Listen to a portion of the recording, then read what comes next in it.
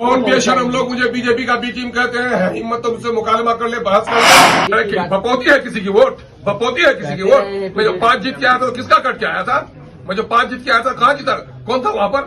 आप देख रहे हैं VR न्यूज, एक नजर सच्चाई की ओर। तो हम आज चंद सीटों का और ऐलान कर रहे हैं। काराकट से पाटलिपुत्रा, गोपालगंज, शिवहर और दरभंगा में भी पार्टी इलेक्शन लड़ेगी, जिसका ऐलान पार्टी आज कर रही है। मधुबनी से भी काफी दबाव है, उसके बारे में हम लोग गौर कर रहे हैं, लेकिन इन जगहों पर पार्टी इलेक्शन लड़ेगी, जिसका ऐलान हम लोग कर रहे हैं। और कई उम्मीदवार हमारे यहाँ हैं। अभी हमारी पार्टी में आज ज्वाइनिंग भी हो रही है मोहतरमा प्रियंका चौधरी साहिबा का, जिनका काराकट से ताल्लुक है, जनाब फारूक साहब का भी, जिनका पाटलिपुत्रा से ताल्लुक है, वो ज्वाइन कर रहे हैं। कई सीनियर लीडर हमारे ज्वाइन कर रहे हैं और हम बड़ी मजबूती के साथ इलेक्शन लड़ना चाहते हैं। मेरी ख्वाहिश है, पार्टी की पूरी कोशिश है कि कहीं से भी भाजपा कामयाब नहीं हो, लेकिन चूंकि हम इलेक्शन का ऐलान करते हैं तो आप लोग इल्जाम लगाते हैं। हमारी पूरी कोशिश रही 2020 में भी, मैंने तमाम तर मिली ऑर्गेनाइजेशन को कहा कि मुझे गठबंधन का पार्टनर बना दिया जाए। इस मरते में जब इंडिया का गठबंधन बना तो हम लोगों ने कोशिश की, तमाम तर नेताओं से बात की, प्रेस के माध्यम से भी उन लोगों से आग्रह किया कि साहब हम नहीं चाहते हैं कि सेकुलर वोटों का बिखराव हो, हमें भी अपना पार्टनर आप बनाइए। लेकिन ये लोग सिर्फ बीजेपी का खौफ दिखाकर माइनॉरिटी की क़यादत को, माइनॉरिटी की लीडरशिप को कहीं उभरने नहीं देना चाहते। हालांकि MIM अपने टिकट के बंटवारे में पिछले दिनों में भी हमने इलेक्शन लड़ा था, तो ऐसा कुछ भी नहीं था कि हमने नॉन माइनॉरिटी वोट नहीं दिया, ये टिकट नहीं दिया। हमने यादव को टिकट दिया, हमने दलितों को टिकट दिया है। अब की बार भी जो हम MP के इलेक्शन के लिए जिन सीटों का ऐलान कर रहे हैं, हम 50% वहाँ जो टिकट्स हैं वो हम नॉन मुस्लिम्स को देंगे। इसलिए कोई इल्जाम हम पर नहीं लगा सकता है कि हम कोई खास जमात और समूह की बात कर रहे हैं। हमने इंडिया गठबंधन के लोगों से बार बार गुजारिश की। बहुत सारी हमारी जो मुस्लिम संगठन है, मुस्लिम तंजीमें हैं, इन लोगों को भी यह खदशा रहता था कि हमारे आने से सेकुलरों का बिखराव होगा। इन लोगों से भी गुजारिश की कि आप भी हमारे लिए वकालत कीजिए कि हम सेकुलरों का बिखराव नहीं चाहते हैं, लेकिन हम अपने वजूद को बाकी रखना चाहते हैं। क्या मुस्लिम लीडरशिप के लिए कोई गुंजाइश नहीं है बिहार में? क्या सोकॉल जो सेकुलर पार्टियां हैं, ये पार्टियां से मुसलमानों को बीजेपी का खौफ दिखाकर दबाकर रखना चाहती हैं? अभी जाति आधारित जो गणना आई है, जो हम लोग चीख रहे थे, चिल्ला रहे थे कि माइनॉरिटी के लोगों को इन लोगों ने हाशिए पर डाल दिया है, और ये 30-35 साल के दरमियान में, जिसमें राजद, जदयू, कांग्रेस और भाजपा सभी लोग शामिल रहे हैं, मुसलमानों की 60% नौकरियों से इनको वंचित कर दिया गया। जाहिर है कि बिहार में इस वक्त नौकरियां सलाहियत पर मिलती हैं। चूंकि मुस्लिम अकलियत के लोग पसमानदा हैं, पिछड़े हो गए हैं, गरीब हो गए हैं, उनका एजुकेशनल अपलिफ्टमेंट नहीं हुआ है, तो उनको विशेष वो रिजर्वेशन दिया जाए, उसकी बात भी सरकार नहीं सुन रही है। जो OBC लिस्ट में जो रिजर्वेशन का शेयर है, वो शेयर भी उनको नहीं दिया जा रहा है। और आज किसी से ये बात ढकी छुपी नहीं है कि नौकरियां सलाहियत से ज्यादा पैरवी पर बिहार में मिल रही हैं। जिन लोगों का पहले मास्टर रोल पे बहाली होती है, उन्हीं को परमानेंट किया जाता है, तो वहां पर सलाहियत देखी नहीं जाती, वहां पैरवी देखी जाती है। इसलिए और जहां अभी जो आई है, जो आर्थिक आंकड़े आए हैं जाति आधारित गणना में, उसमें ये दिखाया गया है कि जिन जिन क्षेत्रों में मुसलमानों की आबादी है, वो क्षेत्र ज्यादा पिछड़ा रहा है, वहां पलायन ज्यादा हुआ है, वहां गरीबी ज्यादा रही है, वहां पर नाना किस्म की बीमारियां ज्यादा रही हैं। इसलिए हम लोग बिहार की एक बड़ी आबादी, जो नजरअंदाज करदा आबादी है, उस आबादी को हक दिलाने के लिए संघर्षशील है, लेकिन हम सबको साथ लेकर चलना चाहते हैं और काफी दबाव है, इस वजह से इन सीटों का हम ऐलान करें। एक बार और नाम बता दीजिए, एक बार और प्लीज बता दीजिए। हम तो सीमांचल में लड़ ही रहे हैं, उसके साथ ही काराकट, पाटलिपुत्रा, गोपालगंज, शिवहर और दरभंगा, इन 5 सीटों का हम ऐलान कर रहे हैं। और मधेपुरा से भी काफी लोगों का दबाव है, उसके बारे में पार्टी को रिजोल्यूशन भेजा गया है ना।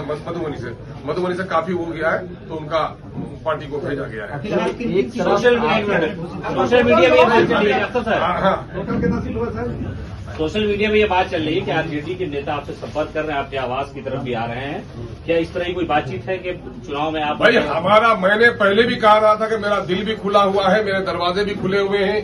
कोई बुलाए तो हम उसके यहाँ जाने के लिए भी तैयार हैं, कोई हमारे यहाँ आए तो हम उनको बुलाने के लिए भी तैयार हैं। और भी कई संगठनों से हमारी बात चल रही है। हम लोग चाहते हैं कि बिहार की जो शोषित पीड़ित जनता है, उसको न्याय मिले, एक अच्छी सरकार बने, और उस सरकार के बनाने की कड़ी कहीं न कहीं दिल्ली से भी जुड़ी हुई है। दिल्ली में भी बिहार का प्रतिनिधित्व सही तौर पर हो, क्योंकि बिहार को हक नहीं मिल रहा है। नीतीश कुमार जी ने कहा डबल इंजन की सरकार होगी, बिहार को हक दिलाएंगे।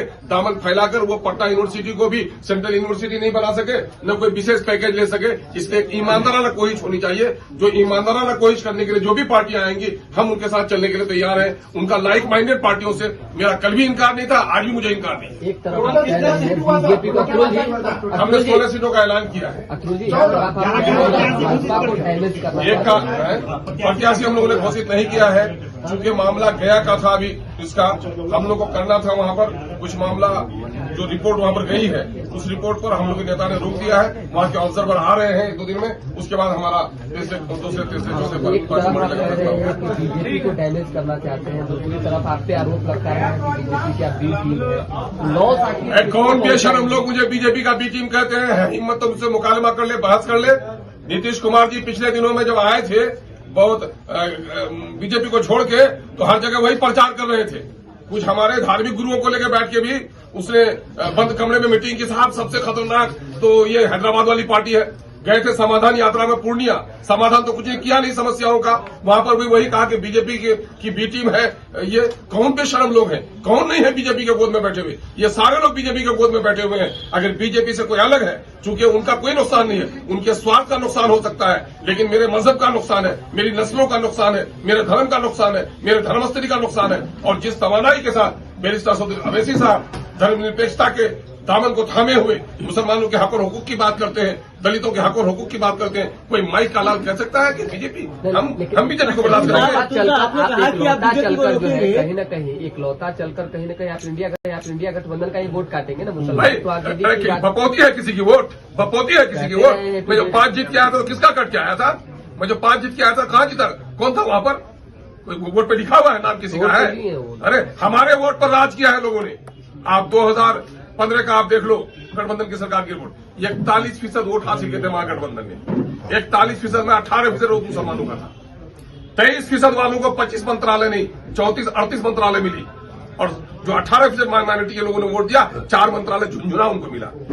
महरूम कर रहे हैं, अभी तो कुछ भी नहीं कर रहे हैं आप, एमपी में नहीं है है ना?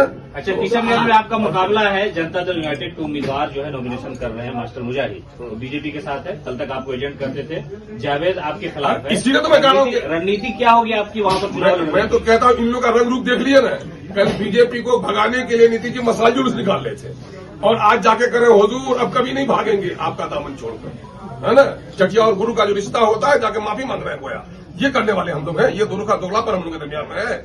मैंने नीतीश जी को 2014 में पहचाना था। बिहार के लोगों को पहचानने में देर लगी, और जब उनको टिकट दिया था मुझको क्षण भर देर नहीं लगी जब बीजेपी की तरफ से कदम बढ़ाया था। मुझको कहेगा बीजेपी के बारे में? कौन लोग हैं? ये सारे लोग बीजेपी के यहाँ, यही अभी किशन के कैंडिडेट के बारे में कह रहे हैं। ये पिछले दिनों मसाला जुलूस निकाल रहे थे, और आज कहा गए हैं किन के लिए? मोदी के लिए वोट मांगने के लिए गए हैं ना। ये मोदी के चमचे और ये नीतीश कुमार के दोहरे किरदार के लोग हम पर इल्जाम लगाएंगे।